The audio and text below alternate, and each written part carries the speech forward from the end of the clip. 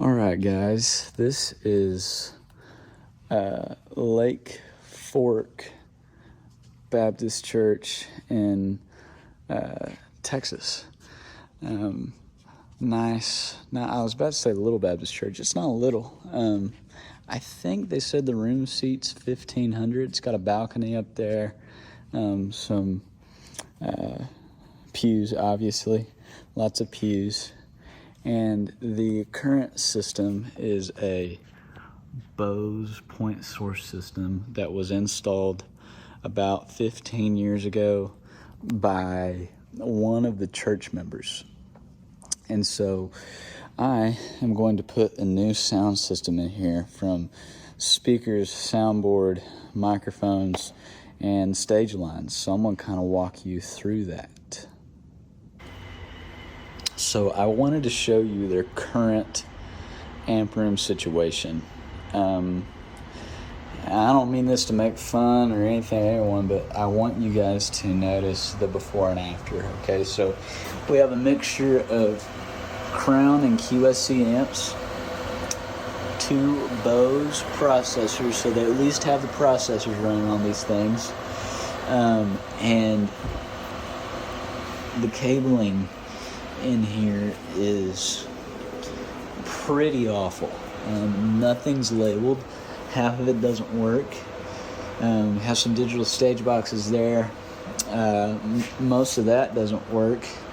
All that's running on 110, and they blow the breaker apparently often, and that would be why. A bunch of floor pockets and stage lines that don't really go to anything that's useful. But under the stage, this is the best understage of a church that I have ever been in. We have so much room. Pulling cable, all this mic line is going to go so easy. But stay tuned to see something really, really cool. All right, see you guys. All right, guys, got it all finished. Big Electro Voice system up in the air, and man, does it sound good. Oh my gosh. You know, a lot of people I say a lot of people, I know few people that are not Electro Voice fans. In my opinion to them is always, sorry, not my opinion, my advice to them is always, have you heard one correctly installed?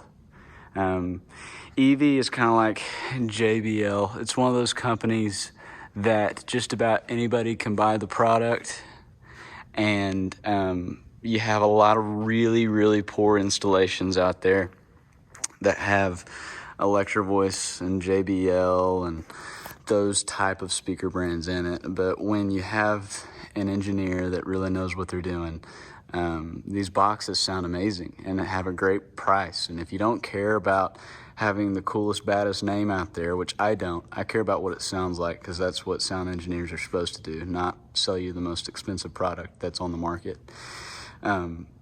You get a great quality sound out of it.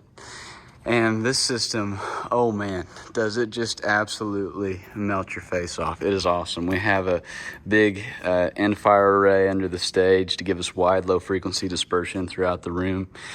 We have a delay ring of EVF speakers, the D series, which is their nicest 2-way point source install speaker. And they sound awesome.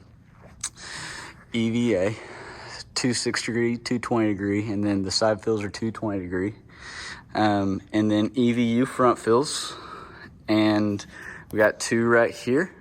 We got 1 over there covering the very far wing, which after I installed this, I realized that speaker was absolutely useless on the drawing, and on all my simulations, it was saying that this seat right here was going to be a problem. And so I put the speaker right here. But then I turned it on and I was like, don't really even need that. But it's nice. It kind of fills in the gap a little bit. And anyways, it was one of those things that you just kind of find out after you do it. But yeah, great sounding system. Have an SQ7 in the back and some QLXD. 8 QLXD mics and receivers. Sorry, not QLXD, ULXD. Got the antennas mounted up and going. We made a little bit of a mess in their sound booth, and they said they're going to come up this week and clean out some of the clutter. But our part is done. We have the rack built, nice encased in the desk. It was already existing. We just filled it up with some really cool gear. Dante primary and secondary, all in one U. I love this little device. It looks really slick. And I couldn't find the feather plate, so I'm going to have to come back and put that in. And then we have the SQ7 and a great front of house position. Awesome position. And then out here in the lobby, we have, I think all the little details matter. This one's pretty cool. We did lobby speakers, so not those. Those are the old ones. They're going to take those down, they said. These are our new ones, the EVU.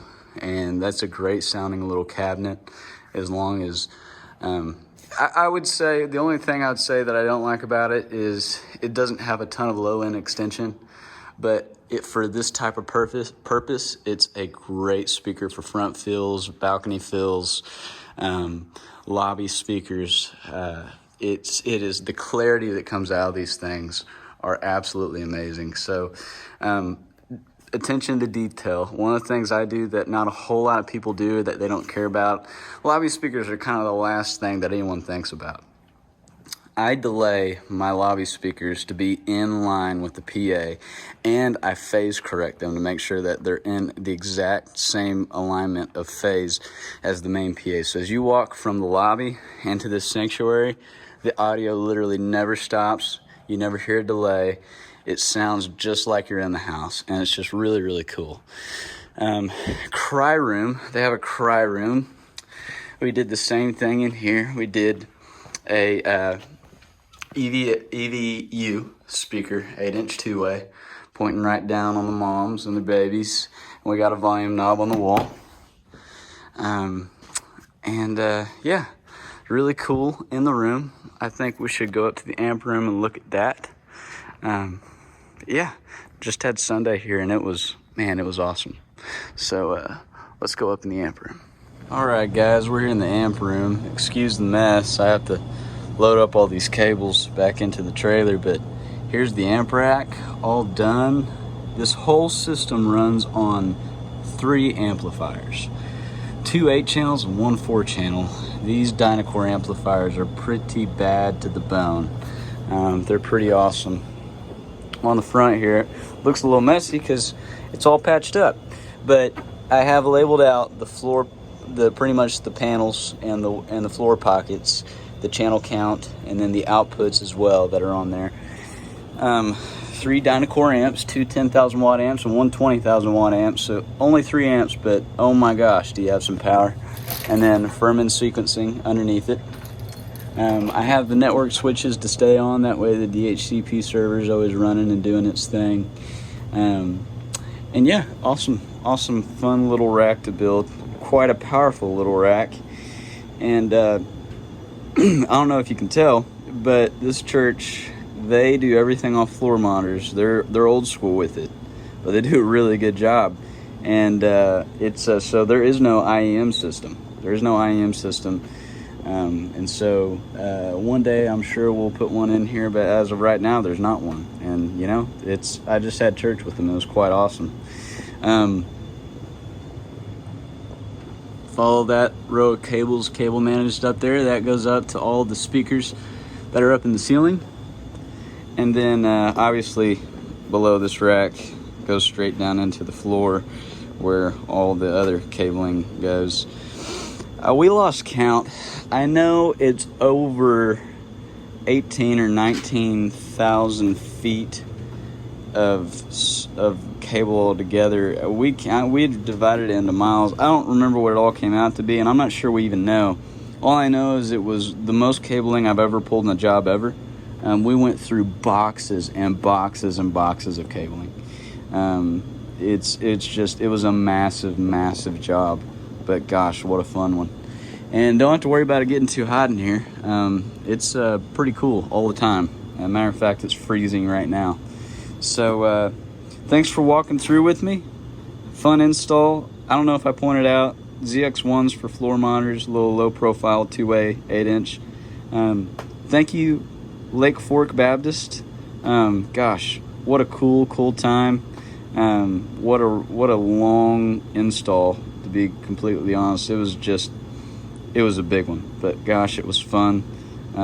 Hope you guys liked the video.